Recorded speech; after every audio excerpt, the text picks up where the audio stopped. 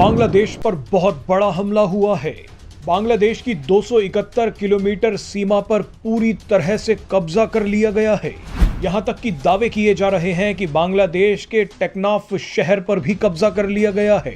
बांग्लादेश भारत को धमकी देने में व्यस्त था, लेकिन म्यांमार के एक विद्रोही संगठन ने बांग्लादेश की सीमा पर ही कब्जा कर लिया है। भारत ने अब बांग्लादेश को बताना शुरू कर दिया है कि मैदान का असली शेर कौन है। दरअसल पिछले कुछ दिनों से बांग्लादेश इंडिया को लेकर अपना असली रंग पूरी दुनिया को दिखा रहा था। जानबूझ के इंडिया के साथ बार बार पंगे ले रहा था। कभी बांग्लादेश के अंदर रहने वाली हिंदू कम्युनिटी को टारगेट कर रहा था, कभी इंडिया के बॉर्डर पर ड्रोन तैनात कर रहा था और कभी इंडिया को धमका रहा था कि हम आपके इलाकों पर कब्जा कर लेंगे। लिहाजा अब इंडिया ने बांग्लादेश को ठिकाने लगाने के लिए 365 के नाम से एक प्लान तैयार किया है, और ये इतना अहम प्लान है जो 365 डेज में बांग्लादेश को अपने घुटनों पर ले आएगा। ये विद्रोही संगठन बांग्लादेश पर जबरदस्त हमले कर रहा है। हमले इतने भीषण हैं कि बांग्लादेश की सेना म्यांमार बॉर्डर से भाग गई है। म्यांमार के विद्रोही संगठन अरकान आर्मी ने बांग्लादेश में घुसकर हमले किए हैं। उनको जरूर धक्का लगा है कि साहब कि अब हमें जो है एक बॉर्डर मैनेज करना पड़ेगा। अभी तक तो वहां से वो पूरी तरह से निश्चिंत थे कि साहब कोई प्रॉब्लम ही नहीं है, जैसे हम चाहेंगे बस, हमारे पास इंडिया की जरूरत ही नहीं है, हम उस बॉर्डर से कर लेंगे। Now that border is completely sealed. Bangladesh border, ठीक है, और उसके अगेंस्ट में हम एक्शन लेंगे और ये जिहादियों को हम वार्न करते हैं कि यहाँ से तुम निकल जाओ, नहीं तो हम तुम्हारी खटिया खड़ी करने वाले हैं। तो अरकान आर्मी ने बड़ा क्लियर सा स्टेटमेंट दिया है। कई लोग इसमें अलेज करते हैं कि यार ये तो राह की साजिश है, हो ना हो मुझे नहीं पता यार, मेरे को तो राह से कोई डायरेक्ट फोन नहीं आया। अरकान आर्मी रोहिंग्या मुसलमानों और बांग्लादेशी मुसलमानों पर ड्रोन से हमले कर रही है। कई लोगों का तो यहां तक कहना है कि अरकान आर्मी भारत को खुश करने के लिए बांग्लादेश के टुकड़े करना चाहती है, क्योंकि अरकान आर्मी चाहती है कि भारत अपना कलादान प्रोजेक्ट पूरा करे। नमस्कार दोस्तों, बांग्लादेश चारों तरफ से फंस चुका है। बांग्लादेश को भी उम्मीद थी कि भारत का बॉर्डर सील हो भी जाएगा या कोई प्रॉब्लम हो भी जाएगी तो म्यांमार से मदद ले लेंगे, लेकिन उल्टा पड़ गया है ये गेम। म्यांमार से मदद मिलने के बजाय उल्टा हमला हो गया है। म्यांमार में इस समय कई विद्रोही कुछ काम कर रहे हैं, जिसमें कलादान आर्मी भी है जो कि एक बुद्धिस्ट आर्मी है, और ये लोग पूरा अभियान चला रहे हैं रोहिल्ला जो मुस्लिम है और बांग्लादेश के खिलाफ म्यांमार में। अब इन्होंने पूरी तरह से हमला कर दिया है। बांग्लादेश का जो बॉर्डर इनके साथ लगता था, और सुना जा रहा है कि 250 किलोमीटर से ज्यादा जो एरिया है वो उस पर कब्जा भी कर लिया है। अब ये सब देख के बांग्लादेश आर्मी भाग चुकी है, और इन्हें उम्मीद थी कि जो कुछ मदद की उम्मीद थी पाकिस्तान से कहीं से, वो तो संभव ही नहीं है। पाकिस्तान 1971 में ही अपनी पैंटे उतार चुका है, आपको याद होगा। अब उस बांग्लादेश में अब यूनिस की हालत बहुत ज्यादा खराब हो चुकी है। यूनिस चारों तरफ से फंस चुका है। जो भी इसकी प्लानिंग थी वो फेल होती जा रही है। बांग्लादेश में एक बहुत बड़ी जो है इकोनॉमिकल क्राइसिस शुरू हो चुकी है, काफी टाइम से वो बढ़ती जा रही है, और भारत की लाठी में आवाज नहीं होती, लेकिन वो पड़ती बहुत जोर की है। वो चीज अब देखने को मिल रही है। मोदी जी की जो पॉलिसीज थी अब उसका असर दिखने लगा है, और यूनिस के अब भागने का टाइम आ चुका है। आप इस सब के बारे में क्या सोचते हैं? क्या कलादान आर्मी ने जिस तरह से बांग्लादेश पे हमला किया है वो बिल्कुल ठीक है? आपके जो भी विचार हो कमेंट बॉक्स में जरूर लिखिए। वीडियो अच्छा लगे तो लाइक करें, शेयर करें, चैनल को सब्सक्राइब करना ना भूलें, बेल का आइकन प्रेस कर दें लेटेस्ट नोटिफिकेशन के लिए। आइए आगे बढ़ते हैं इस वीडियो में। अरकान आर्मी ने, क्योंकि वो रोहिंग्यास को वहाँ पे रोहिंग्यास जो परेशान करते थे मेजोरिटी को, उनकी वो प्रॉब्लम है, तो वो उन्होंने बॉर्डर सील कर दिया। उस बॉर्डर के सील होने से इनको प्रॉब्लम आ गई है बांग्लादेश वालों को। So now they have to guard that border. दूसरा जो उसी के नॉर्थ में, जहाँ से ये अरकान का जो बॉर्डर इनका जो लगता है बर्मा से, उसके अलावा उसके नॉर्थ में जो है इनका खुद का एक एरिया है जिसे कॉल्ड चिटगांव हिल ट्रैक्ट्स। वहाँ पे भी पुरानी इनकी एक इंसर्जेंसी चल रही है। चकमा रेबल्स हैं, वो भी बुद्धिस्ट हैं। तो वो चकमा रेबल्स भी अब एक्टिव हो गए हैं, क्योंकि इन लोगों ने लार्ज स्केल एट्रोसिटीज वहाँ पर हिंदू बुद्धिस्ट माइनॉरिटीज़ के साथ, क्रिश्चियन माइनॉरिटीज़ के साथ शुरू कर दी। अब ये जो चिटगांव हिल ट्रैक्ट जो डिस्ट्रिक्ट है इनका, वो जब पार्टीशन हुआ था तब दे दिया गया था पाकिस्तान को एज ईस्ट पाकिस्तान।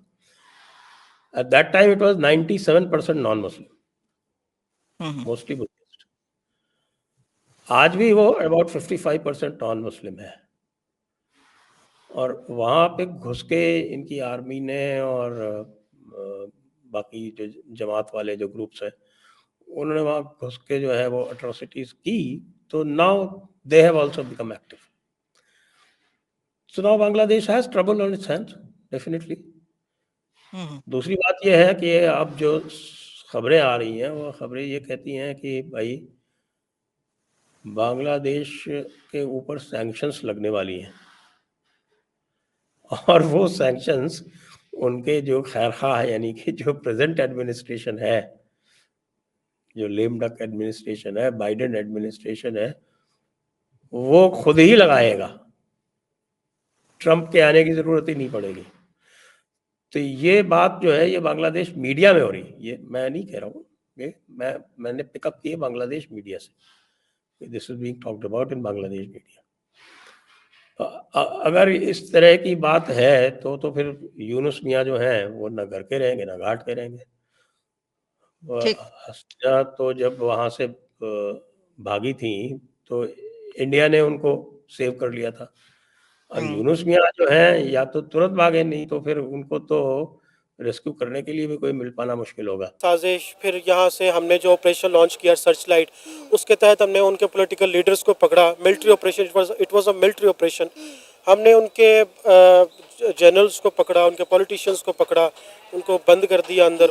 काफ़ी उस पर मीडिया चल रहा है, तो काफ़ी जो है ना वो एट्रॉसिटीज़ हुई थी यहाँ पाकिस्तान के अंदर भी। फिर जैसे उनकी मुजीबुर रहमान साहब की जमात मेजॉरिटी लीड कर रही थी, वो गवर्नमेंट भी उनकी बननी चाहिए थी, उसमें भी जो है वो हमारे लीडर भुट्टो साहब, जुल्फ़िकार भुट्टो साहब, उन्होंने जैसे कि वर्ड्स आप उनके मार्क्ड हैं कि जी हमारे लिए वो बुचर हाउस है, और उनको बुलाया गया था यहाँ पाकिस्तान, ईस्ट पाकिस्तान की नेशनल असम्बली में, जिस पर उन्होंने आने से भी एतराज़ किया था।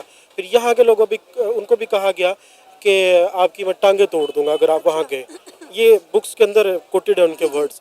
और फिर लास्ट जो उनका स्लोगन कि उधर तुम इधर हम, तो वो मैं समझता हूँ कि वहाँ काफ़ी ज़्यादा मिस्टेक्स जो थी हमारे एंड से भी थी अनफॉर्चुनेटली। तो वो फिर शेख मुजीबुर रहमान साहब के जो 5 पॉइंट्स थे, उनके डिस्ट्रीब्यूशन ऑफ वेल्थ की, इकोनॉमिक की, वो सारी रिसोर्सेज की, तो एक्सट्रैक्शन टैक्सेशन वाला मामला, तो वो सारी जो थी डिवीजन, मेरा ख्याल है कि वो अनजस्ट थी। हिस्ट्री हमें ये बताती है कि तो वो उन सब का नतीजा थी, कॉन्सिक्वेंसेस थे वो उन सब अट्रॉसिटीज़ के, सब अनबैलेंस सिचुएशंस के, कि वहाँ पे जो मूवमेंट स्टार्ट हो गई। फिर इलेक्शन में जब उनको क्लियर कट उन्होंने क्लीन स्वीप किया था वहाँ ईस्ट पाकिस्तान के अंदर, क्योंकि वहाँ पे उनकी ही जमात थी। यहाँ पे मल्टी पार्टीज़ थी, यहाँ पे मतलब भुट्टो साहब के अलावा और भी जमातों ने जमात इस्लामी वगैरह सीट्स ली थी, तो वहाँ पे लीड किया उन्होंने। फिर अगर तो कॉन्स्टिट्यूशनली, मॉरली, एथिकली देखा जाता तो गवर्नमेंट उनकी बननी चाहिए थी, चाहे ये कोalition में आ जाते, चाहे वो फेडरल में गवर्नमेंट में बैठते या अपोजिशन में बैठते। तो अब बाकी रही बात आपके सवाल की, मैं समझता हूँ कि यहाँ पे हमारी जाएंगे कहाँ, वो लैंड बॉर्डर में चारों तरफ इंडिया है, म्यांमार सील हो गया है, और हवाई बॉर्डर से भी जाएंगे तो भाई इंडिया तो क्रॉस करना पड़ेगा। प्रॉब्लम तो है यूनुस मियाँ के लिए।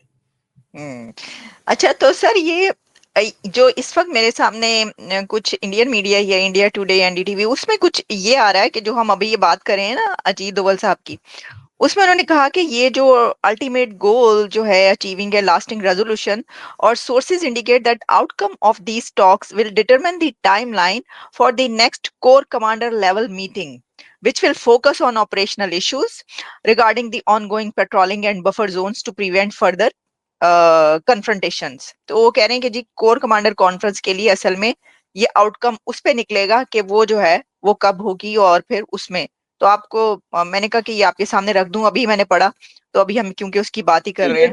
ये तो इंडिया चाइना का अपना म्यूचुअल इशू है, ये तो चलता रहता है। That is a core commander conference is an ongoing affair. Ongoing मतलब वो तो हर 3-4 महीने में होती रहती है, तो that's not a big deal. अभी जो मेजर प्रॉब्लम थी वो तो ऑलरेडी रिजॉल्व हो चुकी है। China for the first time in its history has taken a step back. Communist China की बात कर रहा हूँ मैं। तो कम्युनिस्ट चाइना को इंडिया के बॉर्डर पे जो उन्होंने कोशिश की थी हक़-ओ-हुकूक जमाने की, वो तो उनको पीछे हटना पड़ा। और उनको जब चाइना को हटना पड़ गया तो हमारे जो बांग्लादेश वाले जब ग़ज़वा-ए हिंद करते हैं तो मुझे बड़ी हंसी आती है, और अजीब-अजीब सी बातें करते हैं। कभी कहते हैं कि साहब हम यहाँ पर एयर बेस बनाएंगे, और वो एयर बेस की लोकेशन बताते हैं कि साहब 12 किलोमीटर है बॉर्डर से। कि यार 12 किलोमीटर बॉर्डर कौन एयरबेस बनाता है जो कि इंडियन आर्टिलरी की रेंज में होगा। सर वो उन्होंने 6 ड्रोन्स लिए हैं टर्की से, वो कह रहे हैं बस ये सारे चलने हैं आपकी तरफ। वो 6 ड्रोन में से एक को तो मार दिया, एक अच्छा तो हाँ वो थोड़ा सा वो इंडिया की तरफ भेजा था उन्होंने, तो उसको तो गिरा दिया। अब अच्छा 5 बचे। अच्छा। अब वो 5 उसको ड्रोन गिरा से दिए। वो इंडिया से लड़ने वाले हैं, 5 ड्रोन से लड़ेंगे। तो आपका फिर इसका मतलब अब S-400 का रुख उनकी तरफ हो जाएगा। S-400 की जरूरत क्या है बांग्लादेश के लिए? अच्छा ओके। बांग्लादेश के लिए S-400 मतलब मक्खी को मारने के लिए तोप का इस्तेमाल किया जाएगा क्या? अच्छा सर ये जो आप बात कर रहे हैं ना जी। S-400 का मेजर टारगेट चाइना है। हाँ हाँ थोड़ा ओके। बहुत पाकिस्तान है। हम्म। तो ये जो आप बात कर रहे हैं कि भाई मक्खी को मारने के लिए, तो ये तो ये हम सुनते रहे और बातचीत भी होती थी, बड़े इसके ऊपर प्रोग्राम्स भी हुए कि जी जो बिजली है वो सारी आपकी तरफ से जाती है, और तो बड़े आपके मकरूज हैं जो बिजली का उन्होंने देने हैं बिल वगैरह। फिर उसके बाद ये कहा गया कि कितने 8 करोड़ या 3 करोड़ को इस तरह की बात होने लग पड़ी कि इतने लोग तो बांग्लादेशी जो हैं वो इंडिया के अंदर हैं, तो क्या आप उनको फिर अब वापस भेज देंगे या आपने कुछ को भेजा है इसलिए ये कुछ हालात बेहतर हुए हैं या क्या है? आप क्योंकि लोग तो ये कहने लग पड़े, मैं देख रही थी कि भाई इनको वापस भेज दो।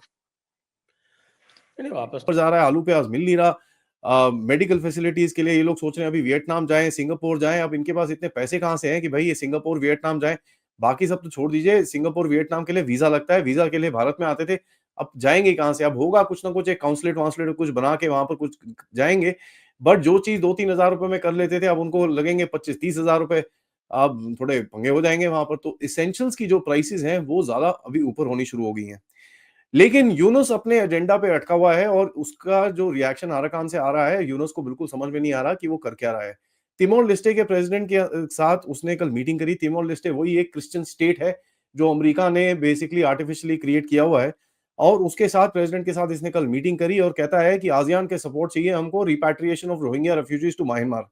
अब देखिए ऐसा है, मैं आपको बड़ा क्लियरली बता दूं, अराकान आर्मी के हिसाब से रोहिंग्याज वहां पर बिल्कुल भी वो रहने नहीं देंगे उनको। तो अगर म्यांमार ये बांग्लादेश का यूनिट सोचता है कि एक भी बंदे को उस तरफ फेंकेगा, let me assure you he will have hell to pay from that side. ठीक है, तो ये तो होने नहीं वाला, एंड इनको समझ में आना चाहिए कि ये किससे पंगे ले रहे हैं। They will not. और इस तरफ भारत में आएगा तो भैया भारत में तो शूट एट साइट ऑर्डर है, तो जो इस तरफ आएगा उसको तो गोली लगेगी, there is no question about it. तो अभी पीछे तो इंसिडेंट्स थे, भारत थोड़ा सॉफ्ट था, बट अभी क्लियरली ऑर्डर्स आए हैं बीएसएफ को कि साहब shoot at site, that's just about it.